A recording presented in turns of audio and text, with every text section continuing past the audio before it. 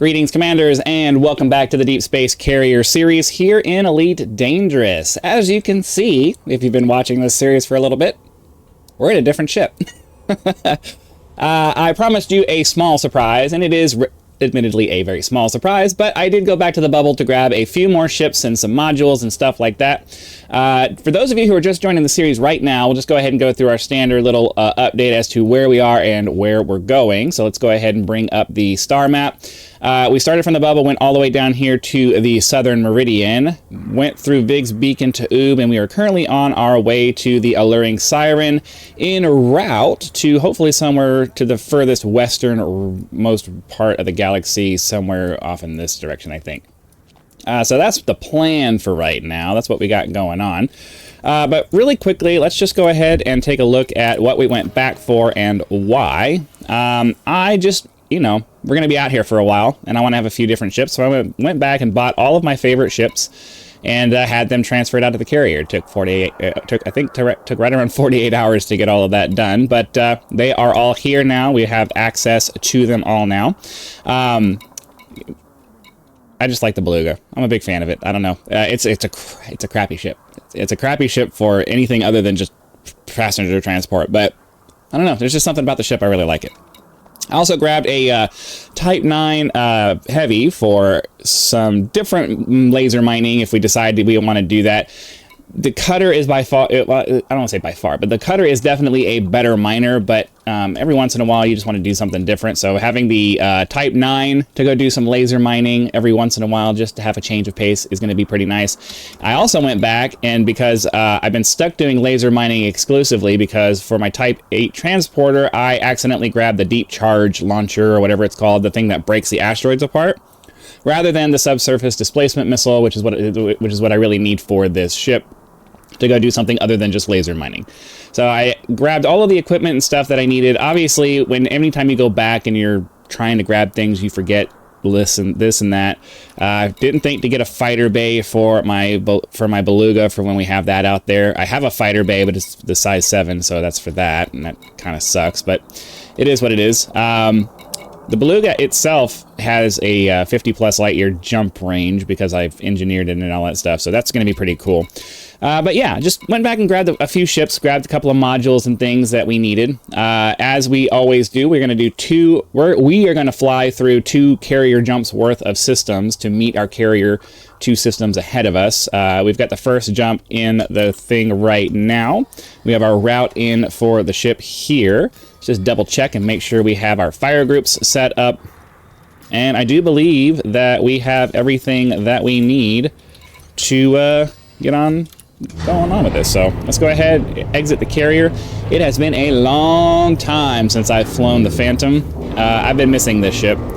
I know the Mandalay is just by far, I don't know if it's by far, but it's definitely a markedly better exploration platform because of the hyper-optimized SCO drive, and then obviously the extended jump range. Like, with the current configuration right now, this ship has a 65 light-year jump range, and the Mandalay that I have right now, the way it's configured right now, has a 77 light-year jump range. So obviously, you know, it's another 10 light years, which is nice, but it's the SCO drive. Anybody who asks me about what the best exploration platform is, I'm going to tell you, it's the Mandalay, because the Super Cruise overdrive on that ship is just ridiculous.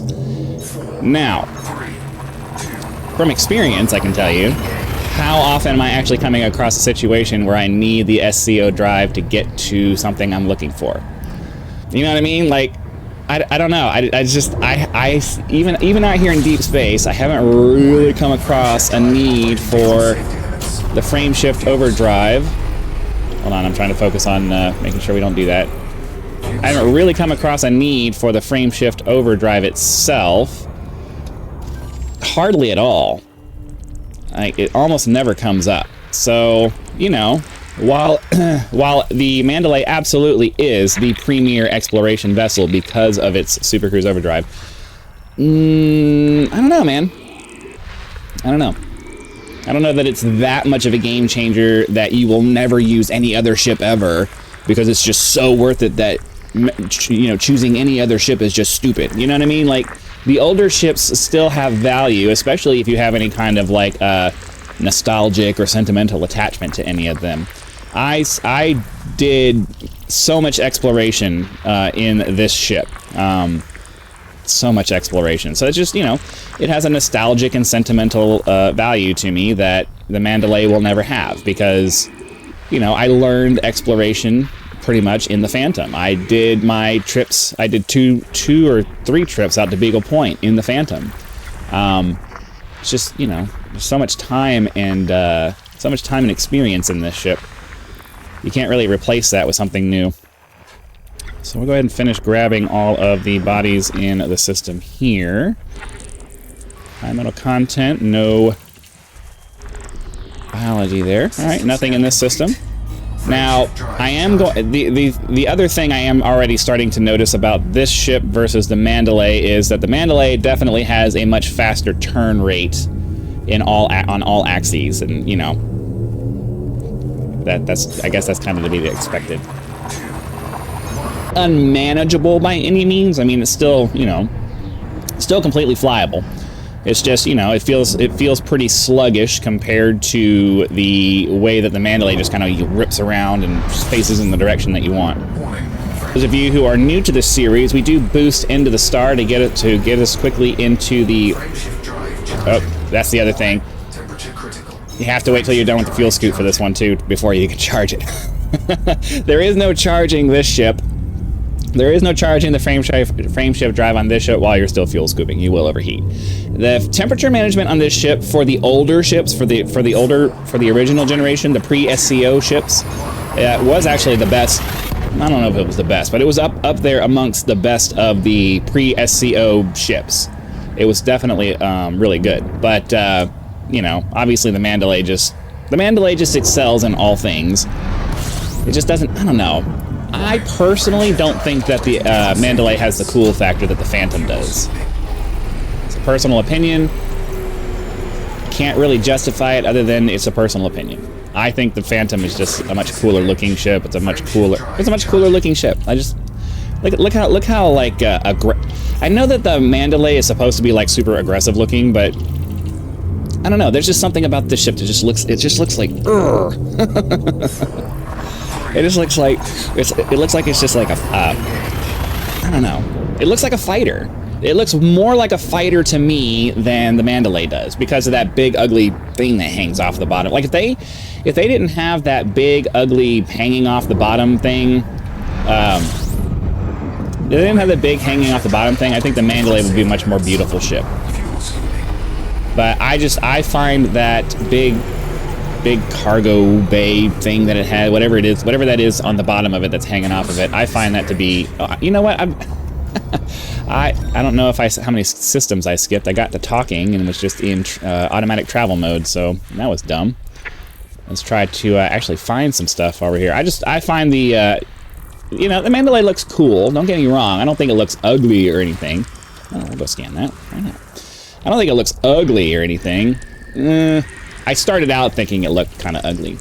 It kind of grows on you after a while, but still, compared to the Phantom, I mean, I don't know. The Phantom has a certain style to it that's just really hard to beat. Maya ships are definitely prettier. Oh, it's an Earth-like world and a water world here. Well, it's 3. Okay. All right. Well, we have a little bit of work to go do. Let's turn this way. So here's what I'm talking about. This is only 1,300 light seconds away. We are going to use a fair bit of fuel doing this, but you know, we can always fill it back up on the way back, or through the next in the next system. You know, we're going to use up a lot more fuel doing the Super Cruise Overdrive in this ship. So, you know, when we hop into the next system, there'll be a little bit more fuel scooping that has to happen. This is certainly not the optimal ship anymore. But, you know, the fact that we can put a Super Cruise Overdrive, the fact that we can put an I don't know why it's so hard for me to talk right now. The fact that we can put an SCO frameshift drive on the older ships makes it so that they're not just completely useless. Like, if we can only put the SCO drives on the newer ships, you would never fly any of these other ships ever again. You'd only fly the new stuff. Because it's just, the SCO is just that much of a game changer. Alright, so we got to get the probes out on this guy, and then we don't have to wait for it, because we're not waiting for an actual planetary scan or anything, so... We're not waiting for to filter information, so once we get the probes out, 2, 3, and 4, and 5, and then the 6 will be good. We can hop into the system map, find the next water world. It's a high metal content, that's where we are now. Alright, that's our Earth-like world. Turn ourselves around. Alright, 3,000 light seconds. Wait till we get down to... Every ship's a little bit different, and we're also passing, we're going all the way across the solar system here, so... Unfortunately, I don't, you know, swapping around the ships is going to make it harder to know when you should turn things on and off, because every ship is a little bit different. I think we're going to overshoot, so let's just go ahead and correct. Wasting a little bit of time being unfamiliar with the flight characteristics of the SCO on this ship, but I'm going to try to get it down. But yeah, I mean, I'm looking forward to hopefully finding some exobiology in this ship, landing, seeing it from the outside, because it's just, you know, it's a really cool ship. It's a really cool looking ship. And for the longest time, it was, at least, it was the pretty much premier exploration vessel. It just was. Like, the Anaconda had a higher jump range, sure, but it handled like a freaking...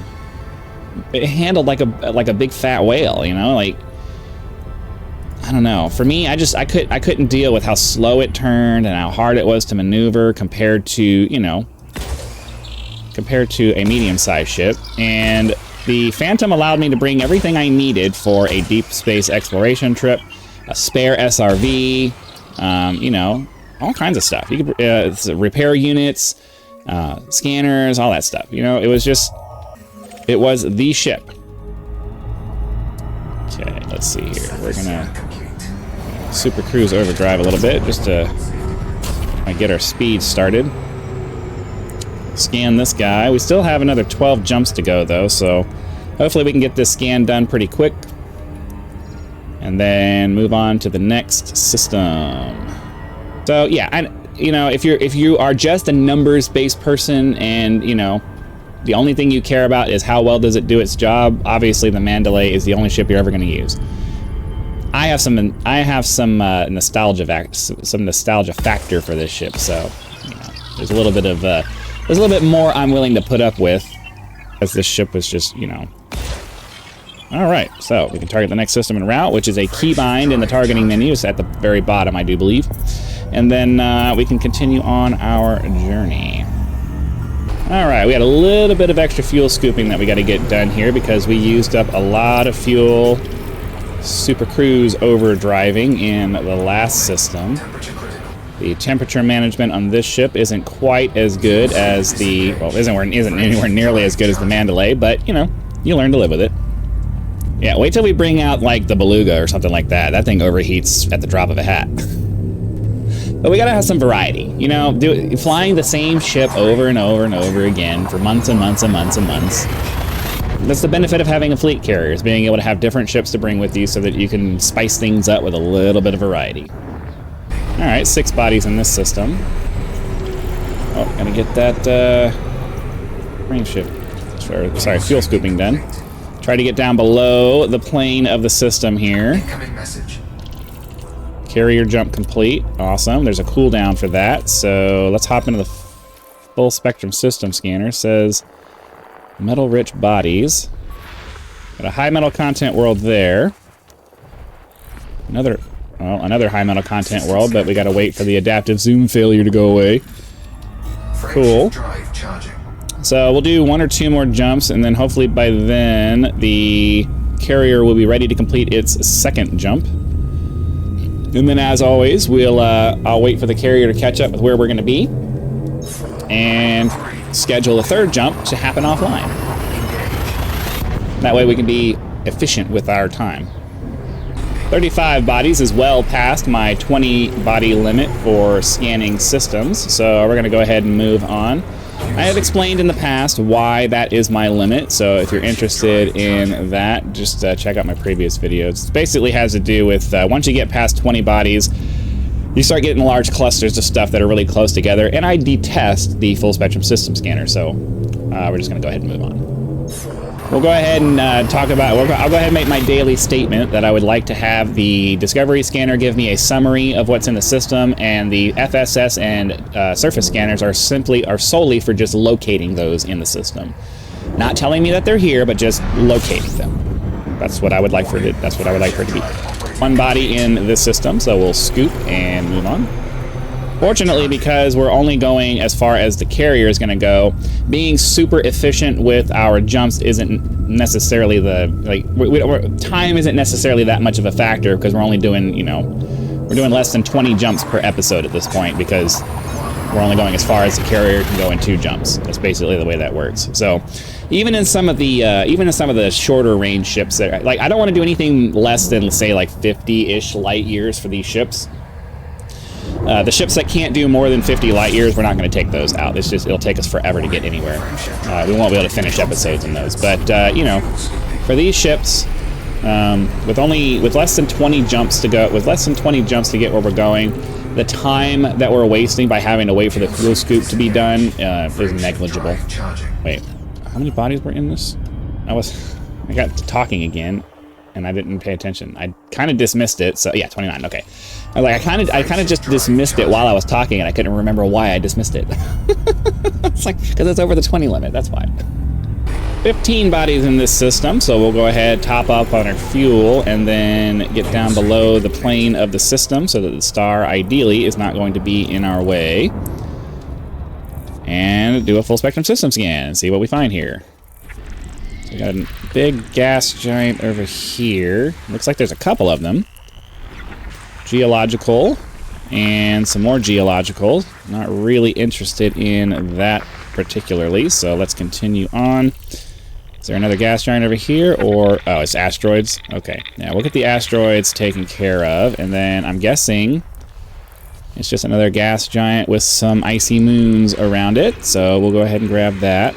Oh, some nice icy rings there. If we needed fuel, this would be a nice place. This would probably be a nice place to come and get that done. But we don't, so we're just going to keep going.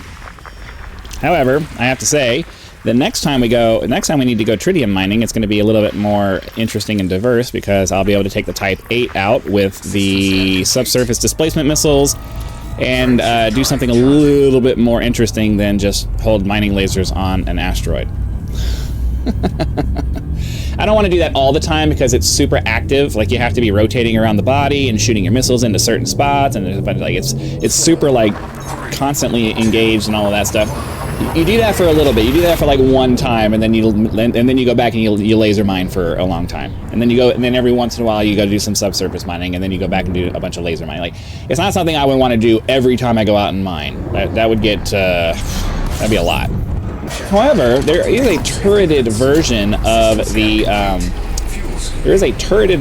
displacement missile that I brought with us that I'm going to try to see if I can use with the Type 9 and see if I can get it to where I can just kind of like sit the I don't know how the turreted version works. Obviously, you can only aim at things that are on the same side of you, but if I can target a place to drill, and the turret will automatically point at it properly, and I don't have to maneuver around quite as much. I mean, I might even think about putting that on the Type 8 and just doing it that way. That way I don't have to flick around so much. All right. 8 bodies here. We'll go ahead and scan this one. Get down out of the plane of the system. We have 4 jumps left to go. Unfortunately, we're just not getting much luck with the old exobiology happening right now. Kind of sucks, but sometimes that's just the way it goes. I think we've had like 1 biological source show up in this entire episode so far. I think that's what it was. Oh, Waterworld. We'll go ahead and go scan that, I guess, since we're not getting any other kind of action happening today. Rocky body. Got really lucky that that body was not behind the star, sorry. Alright, well, let's go scan the water world here, since we're just not having really that much luck with anything else showing up. But over 1,000 light seconds, I should be able to bring it down to 5. I don't know. Yeah, see, this ship... Okay, here we go. Okay. A little bit, with the Mandalay, over 1,000 light seconds, I can bring it all the way down to like 2 seconds of ETA, but the older non-SCO optimized ships, you have to be a little bit less aggressive with them because they don't decelerate nearly as hard. So for the non-optimized ship, I think like 5 or 6 seconds. You probably have to do like 5 or 6 seconds to not end up overshooting your target, I think. I don't know. Well, I mean, we have plenty of time to practice with it for the next, I don't know, year. So I don't know.